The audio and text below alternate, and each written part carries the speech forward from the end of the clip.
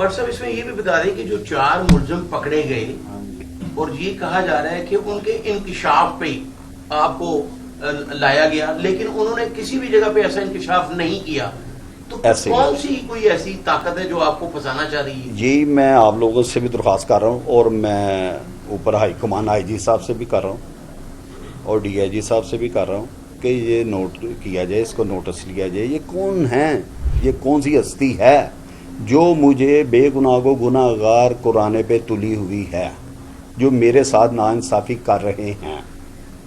वहाँ इन्होंने, मैं GIT में पेश हुआ, DIG साहब के पास गया हूँ, बड़े ही नाइस आदमी हैं, बड़े ही अच्छे। उन्होंने सारी मेरी बात सुनी है। मैंने कहा ये GIT जो आपकी पहले बनी है ना, इन्होंने मेरे साथ नाइंसाफ़ी की है, ठीक है जी। पहले जो मेरे केस की बात हो रही है, आज तक जितने मेरे ऊपर केस हैं वो सब में मैं बरी हूँ।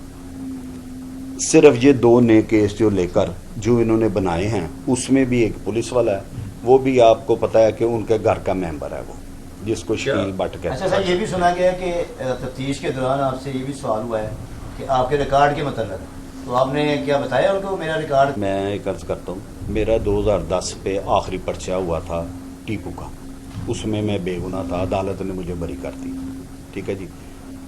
उसके बाद 10 से लेकर 24 तक मेरे ऊपर कोई दरख्वास्त नहीं है, किसी थाने में भी नहीं है। मैंने इनको चैलेंज के तौर पे एक बात की GIT में, मैंने कहा एक चैलेंज मेरा लेंगे आप? ये सुन रहे थे, सब बैठे हुए थे, 1-2 और भी डिप्टी आ गए हुए थे किसी केस में, वो भी बैठे हुए थे। इन सब को मैंने एक अर्ज किया, मैंने कहा जी एक चैलेंज के तौर पे मैं आपसे बात कर सकता हूँ। तो इन्होंने मेरी तरफ देखा, ये नहीं कहा कर रहे हैं या ना करें। अब मैंने कहा जी 2010 में आखिरी मेरे पे पर्चा होता है, ठीक है जी।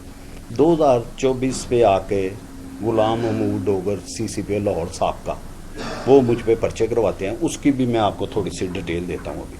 लेकिन मैं उनसे जो GIT में मैंने सवाल पूछा उनसे, उन्होंने मुझे उसका जवाब नहीं दिया जो उन्हें देना चाहिए था।